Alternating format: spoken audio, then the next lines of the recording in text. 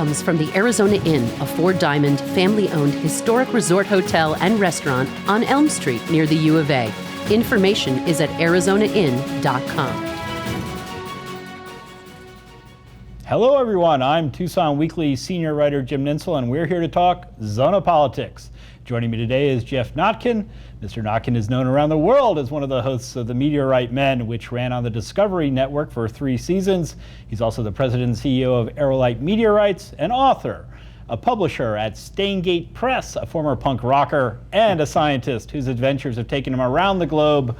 Geoff, welcome back to Zona Politics. Thank you, Jim. It's extremely nice to see you. You had to slip in the punk rock bit there, didn't you? Well, we wouldn't want to neglect that very bit of your thoughtful. history. So you were in the March for Science here I in certainly Tucson. was. Why did you want to participate in that? I thought it important, vital to make a statement in support of science learning and critical thinking. When I first heard that DC was going to hold a science march, I immediately committed to going. And then it was suggested by friends of mine that I might stay here in Tucson and help with our local science march. And I jumped at the opportunity. I met the organizers. They did a fantastic job. And it was very uplifting to be part of a real global phenomenon. Over 500 events worldwide. This was not just an American thing. This was people around the world coming together and saying loud and clear, we want critical thinking and science to be part of long-term decision making in our world for the benefit of everyone. And I was thrilled to see our little city turn out in force. An estimated 4,000 people came to the march. We are a science city, and to that end, you announced during your talk at the March for Science that you're creating a new nonprofit, the Science, Arts, and Space Institute. You're hoping to found a new world-class science, arts, and space museum. What's this all about? Well, I always seem to dream larger and larger as life continues, and I have loved museums since I was a child, and I credit visiting museums in London and New York and Toronto when I was growing up as being a catalyst for sending me down this exciting road of science adventuring and science communicating. I don't think there's any substitute for young people being out of the classroom and having these mind enlivening experiences, seeing exhibits, especially if they're interactive. Those are some of the memories that stay with me most intensely from when I was a kid. And I have done a lot of museum work throughout my career. I've designed exhibits, I've had pieces in exhibits, and I designed an exhibit in Phoenix that lasted for 2 years and had 100,000 visitors. And it occurred to me that with all of our contacts in science and education and the arts, it was time to do something concrete rather than just talk about how important learning and education is. And so I wanted to put that into action, and I would love to bring something to Tucson that will have the effect on kids here that museums had, the same effect that museums had on me when I was a kid. So how do we get this thing built? I will definitely need a lot of help, and that was a big part of my speech. I asked some of our prominent politicians here in town for help. I asked the city of Tucson for help, and I'm very pleased to say that some of our colleagues have already offered to sit down with my team and me to start the ball rolling. So we already have the non-profit set up. That was the first step. The second step is to find an ideal space in town. And because I've had equal interest in science and the arts my whole life, I wanted to incorporate these together into a place where kids of all ages can come and have those brilliant, lasting experiences. So I have the exhibits. I'm fortunate enough to be very well connected with paleontologists, with spaceflight experts, so we have access to dinosaurs, to spacesuits. When I was speaking to one of my colleagues and telling them about this plan, they said, well, just tell us what kind of dinosaur you want. And that doesn't happen every day. Yeah, so, absolutely. In my mind, the hard part is getting the exhibits. Not everyone has access to dinosaurs and spacesuits and meteorites, but we do. I think the much easier part is finding the right building. and working with the city to convert an existing structure into a museum that the people of Tucson can enjoy forever. Well, it's amazing what they're doing with science museums these days. You know, I went to the Academy of Sciences in San Francisco before they revamped it, and it was a very old school diorama-centric sort of setup. And then I went back, and it's totally interactive, and they have a rainforest in the middle of the place, Isn't and it something? a living roof, and all these things. So I love that museum. That's a great example. And not only is it a modern, exciting, interactive place, but they have all kinds of events that are not necessarily what you'd expect to see in a museum.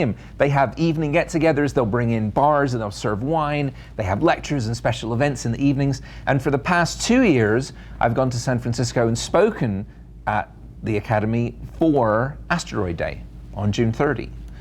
So it's an inspiration to try to do something along those lines. Yeah, I'm not sure we can make it quite as grand as San Francisco, but it's a very good thing to aim for. You know, last year, I saw you moderate this great panel at something called Space Fest, which happens here in Tucson every summer.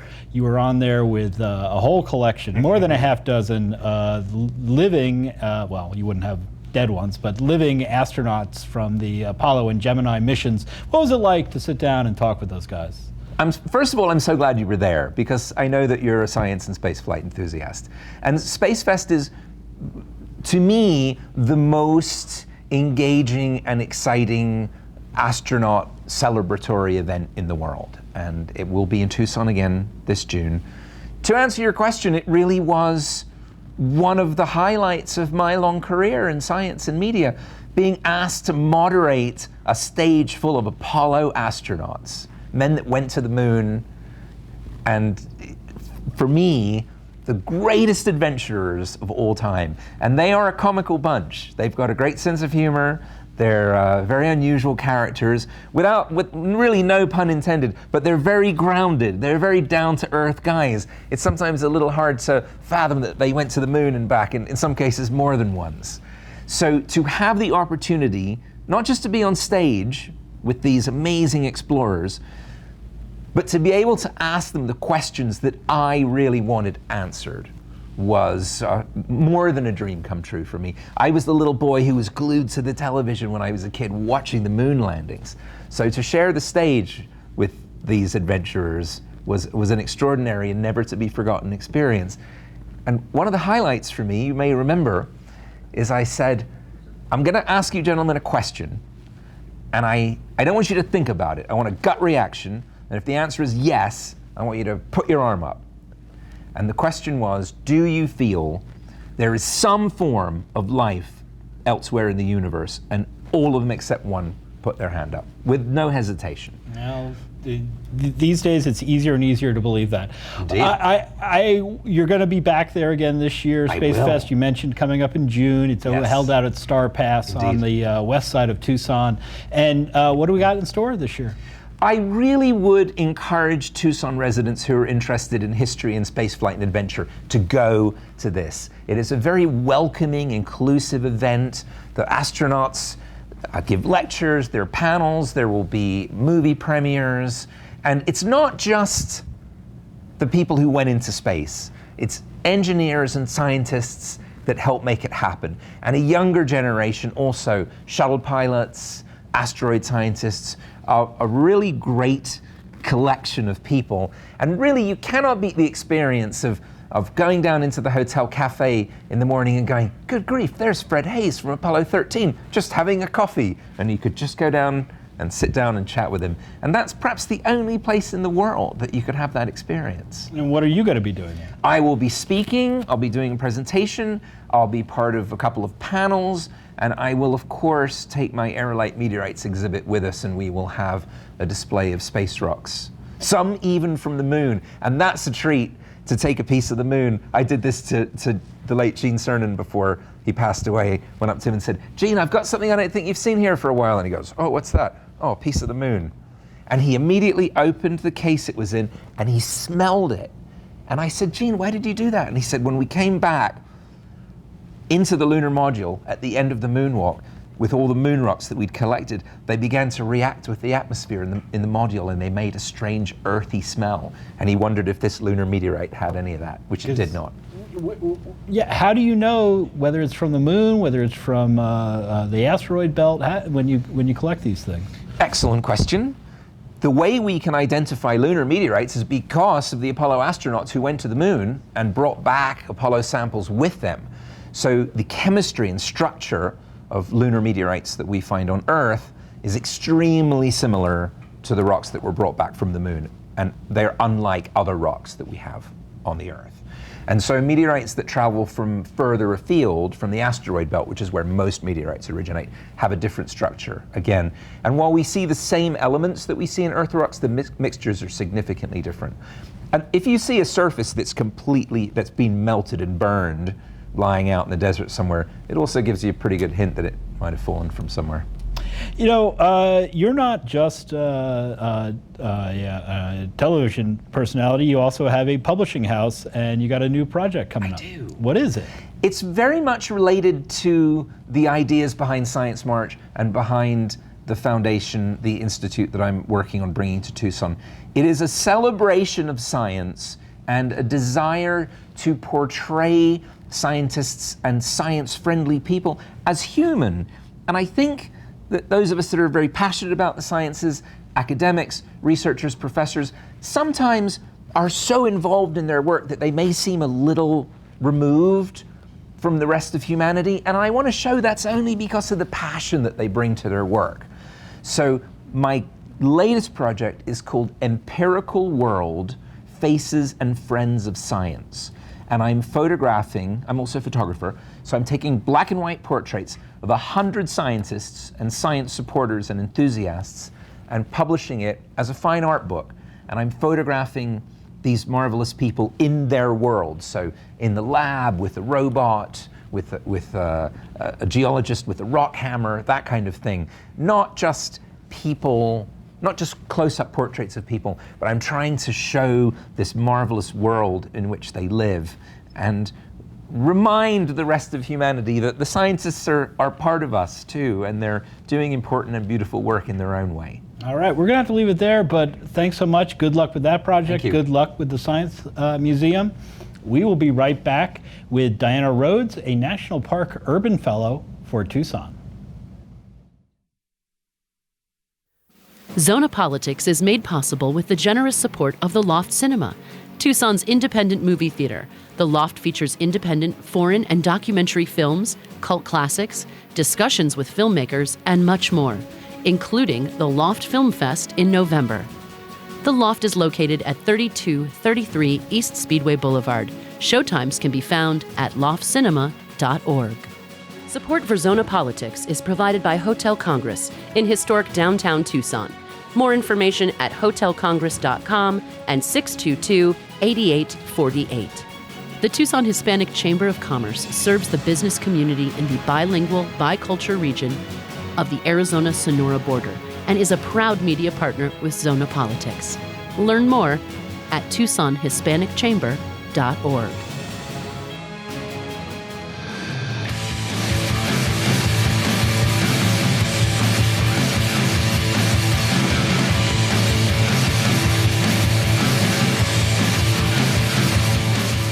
All of these young people from the community come together, actually get up and do something. We can do anything! I think we've attracted a lot of people that are super passionate. We're here at the No Ban, No Law. If you come out of college, you have this experience, you know how things run, you have a huge leg up. People have ideas and who are dreamers, you know what I mean, who really want to get themselves out there. I think that they should come here.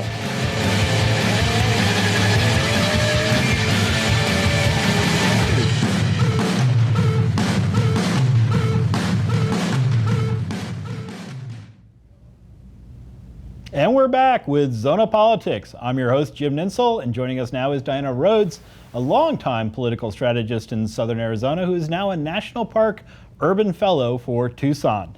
Diana, what is an Urban Fellow? Thank you for having me on the show. I am one of 10 Urban Fellows in the country. The National Park Service, as part of the 100-year anniversary, decided to have a 2-year program to look at whether the National Park Service could be more relevant for the next 100 years. So there's 3 principles of an urban fellowship, and that is, are we reaching all of the audiences that we need to reach in the National Park Service? Are we working in collaboration with the communities in which we have national parks? And how can we do things a little bit differently for the next 100 years to leverage not just our national parks, but the National Park Service's parks, programs, and partnerships to do great things for the community. And not only that, but you've co-founded the Friends of a Mountain organization. What are you hoping to do with that? You know what? I am a parks fan. So that's why I think I was chosen to be one of the Urban Fellows, was that I care so much about our parks and public lands. But many years ago, A Mountain is our downtown iconic peak with the A for the University of Arizona, a big football game. And we want to make sure that that place is beautiful and accessible to all, and a place that people want to go. Take visitors that come to Tucson, have it be a place that identifies as Tucson proud. And the city is actually doing some planning for the future of that park, and I think they're having open houses on Wednesdays this month. If folks are interested, they can check that out on the City of Tucson website. But what's the idea behind these open houses? The open houses are to take a look at some of the recommendations that were made a few years ago. The master plan for Sentinel Peak Park was a huge public process, and we had, I participated in that.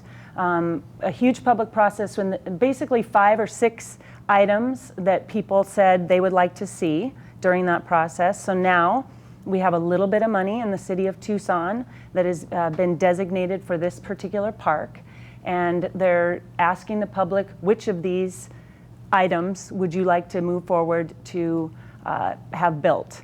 And it's a number of different things. I am promoting trails, because I think that since we've got a new downtown revitalization happening on the west side, and we've got the streetcar that goes to the Mercado San Agustin, that we should have a walkable path from that area, a new trailhead that is downtown that goes to the top of Sentinel Peak, and along the way we can beat back the buffalo grass that is threatening that beautiful place. And I want to talk about the buffalo grass because you were out there on the weekend of Earth Day with a crew pulling buffalo grass out, and I don't know that everybody knows what buffalo grass is or what the problem with buffalo grass is. So you know it's what? an invasive species that was brought here for cattle, and it's created some problems. So talk about those. You know what? It burns hotter and faster than any other grass. It is an invasive species, and it's, I mean, not only for the neighborhoods that are right around Sentinel Peak and A Mountain, but just our entire city. We have all of our public lands, our national forests, our national parks, our city parks, and actually just along roadways in between, we have this very hideous grass that is growing. The seeds last for years and years and years, and each one of the little seed heads on these plants produces another plant. So the wind comes up and blows it and spreads it across all of our property, and it's dangerous. It's a public health and public safety hazard. If we get a fire with buffalo grass, not only will it damage homes, it will also destroy the desert. It's not like where we have, forests that sometimes when you have a fire that burns a forest, it comes back and it regrows.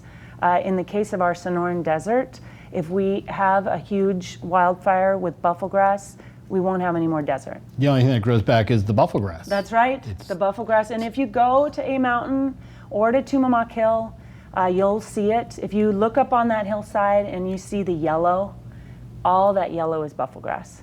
And I suppose we should mention Sentinel Peak, really the birthplace of Tucson. That's right. It's the birthplace of Tucson, 4,000 years of history right there at the base of A Mountain. We've got the tourist attractions that are happening there now with the Mission Garden. We have Caterpillar coming. We have a place that more and more people are going to be wanting to use, and it's exciting that the city has some money that they're putting money forward to this project, and I hope people will come out actually and say, yes, we love this place, we want to protect it, and we have ideas for how to make it better into the future. The Trump administration is moving forward with plans to review the national monuments, and he has included the Grand Canyon in Arizona, the Grand Canyon Parashant National Monument, the Ironwood Forest National Monument right down here in the Tucson area, Vermilion Cliffs National Monument, which is north of the Grand Canyon, and the Sonoran Desert National Monument, which is north of Tucson. You can't possibly be happy with this executive order to possibly reverse these. Does the president even have legal authority to reverse these national monuments? You know what? It has never been done. They have never reversed any national monuments in the history of the Antiquities Act, which is the tool that is used. It has been used by 16 presidents to protect places for their natural and cultural qualities. They have never been reversed, so we do have a good history on our side. I think we know Saguaro National Monument, it was a monument first. These places are created because people love them, and everyone is different. Every story of a national monument or a national park is different on how they get formed, why they get formed, and I don't know, I mean, I feel pretty good, like we have a strong advocacy all across the country to protect these places and convince President Trump and the Secretary of Interior, Zinke. These guys, they know about the economic value of these parks and public lands. I mean, the Secretary of Interior, Zinke, just 2 weeks ago put out the report of what our National Park Service, like $35 billion worth of economic impact just in our national parks alone. The outdoor recreation industry put out a report recently, $887 billion.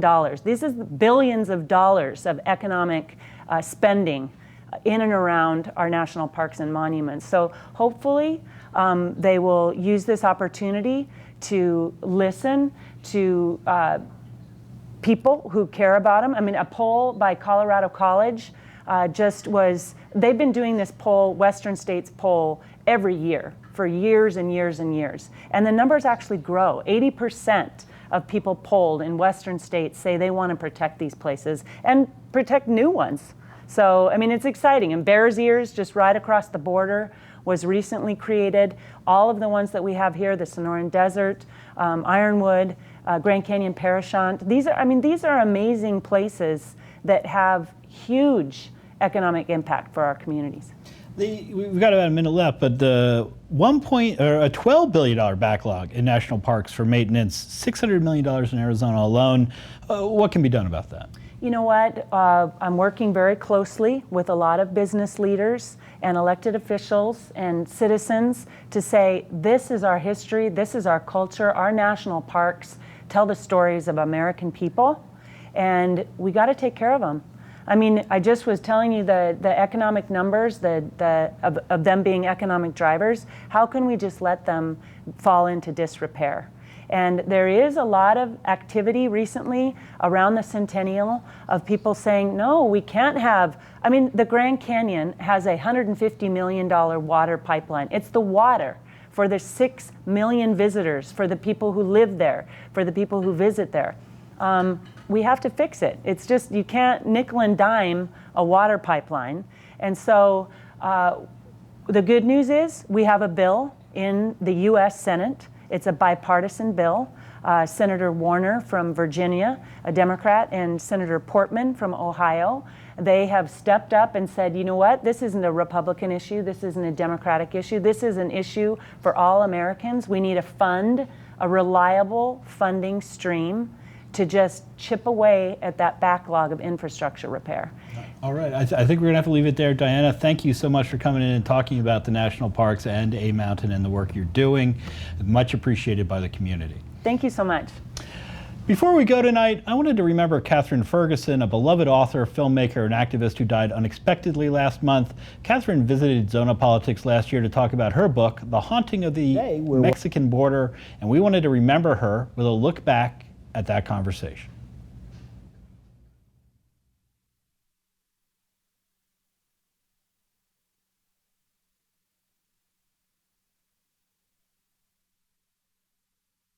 Today, we're welcoming Catherine Ferguson, author of The Haunting of the Mexico Border. Catherine, welcome to Zona Politics. Thank you. Glad to be here. This book is about a lot of things. It's about your efforts to make a film down in Mexico, your work with the No More Deaths group to save border crossers in distress, and even your romance with an undocumented immigrant. Holding it all together, though, is really your love for Mexico. What attracts you so much to Mexico?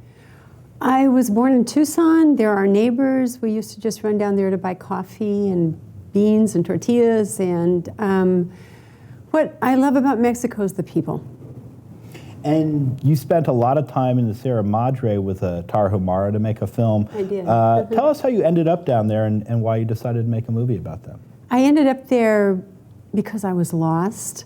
I was with a friend. We were driving around out in the Sierra, in the mountains, and we just were sightseeing. And then we were very lost, and there was an old gentleman, a Raramuri Indian, and we asked if we could throw our sleeping bags down on his property, and he said, yeah, come on, and he got in the car, and that was it. He was my friend forever. And how did you get involved with the No More Deaths group? I got involved with No More Deaths at the beginning, and then with the Tucson Samaritans, and over the years, since I'm from here, I would hear about all the deaths in the desert, and I thought, how can I possibly do anything on one individual? And then I heard about these organizations, and I went to see what they were like, and I liked them. And what was it like to be out in the desert with them? Life-changing. How so? Oh, life-changing. Honestly, when you're in the desert, I was in the desert for 12 years. I worked out there. And you carry backpacks full of water and food and medicine. And every day you're walking, looking for people, and you're calling out in Spanish. You yell out, oh, are you here? Is there anybody here? We have food and water. We're friends. And then suddenly somebody steps out in front of you, and you're just shocked. I mean, you're looking for people. You really don't expect to find them. And then there's somebody there, and that person has a history, a story, where they came from. Why on earth would they be in the middle of the Arizona-Sonora desert? And it's always shocking. It's immediate when you talk to them. It's kind of like being in a war. There's nothing extraneous. It's just like, bam, you get right to the heart of that person. And how were your interactions with the Border Patrol out there? It's varied. It's varied. There are some gentlemen out there that do a good job, and there are a lot of men out there that don't want to be there. They work long, hard hours, and they're bored, and they look for any kind of adventure they can have, and they're not so nice to deal with. And you were arrested at one point as part of your work with No More Deaths. It's a pretty harrowing tale in the book here. Talk a little bit about that. Well, I had been out in the morning with a woman and her 9-year-old son, and we were out looking to encounter people to take food and water out if we could find anybody that was in need in the desert. We stopped for lunch, and a unmarked truck pulled up behind us, and they sat there for a while, and then we ended up asking them why they were there, and they jumped out of their vehicle and asked strange questions, and then quickly one man hit me and then handcuffed me, and so it was about a year of lawyers in court, and then they dropped the charges. And you ended up down in a small town, no ride home, no. Yes, I was in that after I was handcuffed and let go. They were going to just leave me in the desert, so it was quite an adventure. Oh my goodness gracious! Do you talk much with the refugees coming here from Central America? Yes, with some of them, it's a terrible situation. It goes back to the 80s when the United States was in El Salvador. We gave $5 billion to some dictatorships there, and it seems that this is a result. Now there's a lot of crime, and we see lots of those kids coming across the border. Yeah, what are they telling you? They're in fear of their life from the gangs down there? Yeah, they're terrified. They don't talk too much. They are so scared, and it's a long, terrible, terrible journey. And they're escaping. Their parents have sent them. They've come on their own. It's frightening. It must take a lot to put your child on a train and Can send you them imagine? across several countries in hopes of a better life in the United States. Can you imagine? I can't imagine doing that. The conditions there must be just absolutely terrifying for the children who are either being inducted into these gangs or threatened with rape or what Right. have you. Yes, otherwise there's no reason you would do that. Right.